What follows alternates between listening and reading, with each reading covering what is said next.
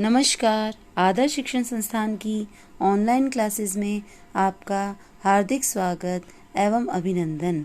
आज हम पाठ 8 शरीर में गति का भाग 2 पढ़ने जा रहे हैं। भाग 1 में हमने संधि के बारे में पढ़ा, यानी जहाँ पर दो हिस्से एक दूसरे से जुड़े हो उसे हम संधि कहते हैं।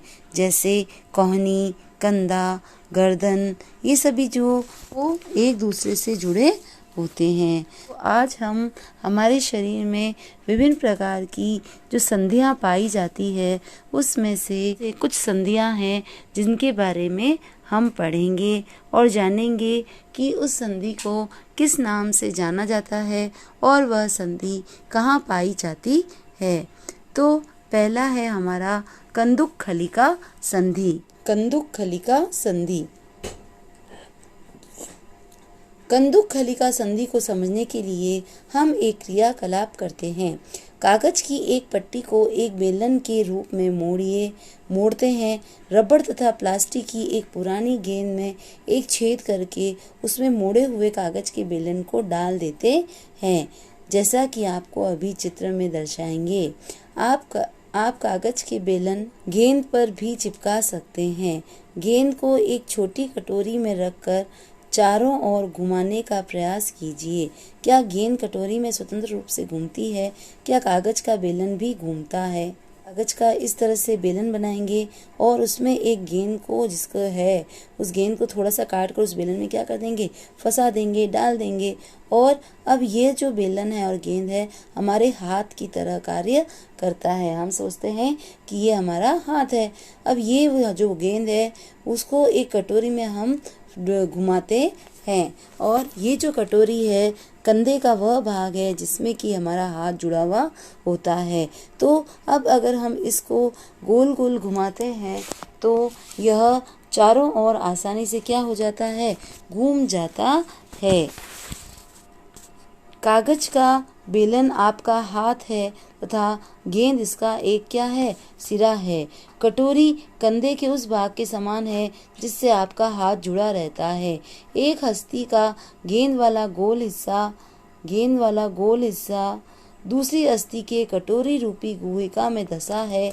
इस प्रकार की संधि सभी दिशाओं में क्या हो सकती है, घूम सकती है। जैसे कि आपको और चित्र में दिख रहा है कि इसमें भी यह जो हमारे जांघ की जो हड्डी होती है, अस्थि होती है, उसका यह जो भाग है वो कटोरी नुमा कंदुक खलिका के अंदर क्या होता है, धंसा रहता है। श्रोणी मेखला के अंदर धंसा रहता है और हमारी जांघ को भी हम क्या कर सकते हैं, चारों दिशा में आसानी से घुमा सकते हैं। तो यह भी एक किस प्रकार की संधि है, कंदुक खलिका संधि। यानी कंदुक खलिका संधि जो है हमारे कंधे और हमारे श्रोणी मतलब जांघ में पाई जाती है। दूसरी संधि है हमारी धुराग्र संधि। धुराग्र यानी अपने ध्रुवों पे घूमने वाली। गर्दन तथा सिर को जोड़ने वाली संधि धुराग्र संधि है। इसके द्वारा सिर को आगे पीछे या दाएं बाएं घुमा सकते हैं। इन गतिविधियों को करने का प्रयास करते हैं। यह गति हमारे हाथ की उस गति से किस प्रकार भिन्न है जिसमें कंदुक खलिका संधि द्वारा हाथ को पूर्णतः वृत्ताकार घुमा सकते हैं। धुराग्र संधि में बेलनाकार अस्थि एक छल्ले में घूमती है। अब ये जो हमारी धुराग्र संधि है इसमें हमारा सर जो है यहाँ से क्या होता है, इससे जुड़ा रहता है।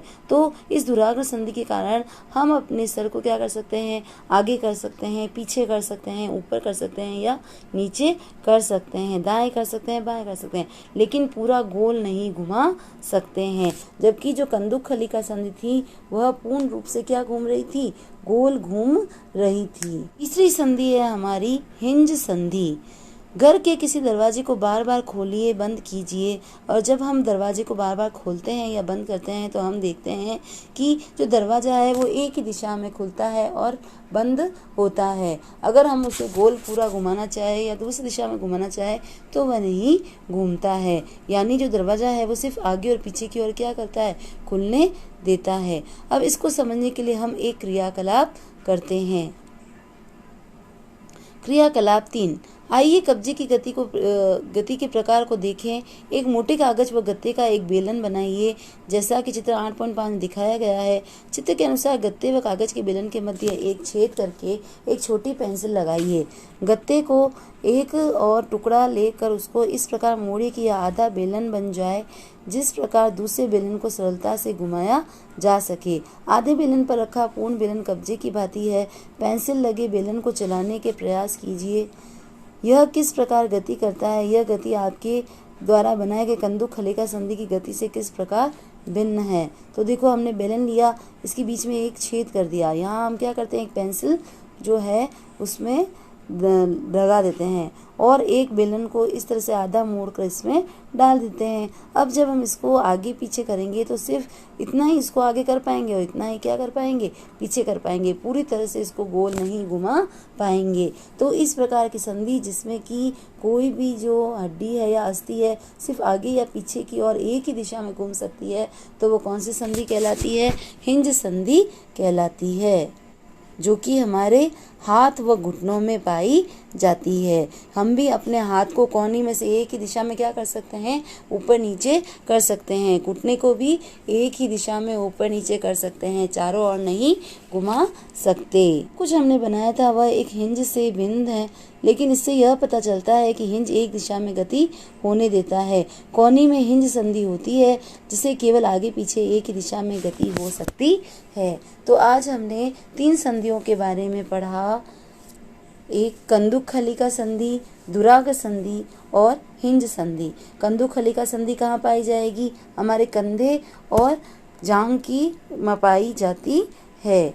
और हिंज संधि जो होती है वह हमारे कोहनी व घुटनों में पाई जाती है। दुराग्र संधि हमारे गर्दन और सर के बीच में पाई जाती है।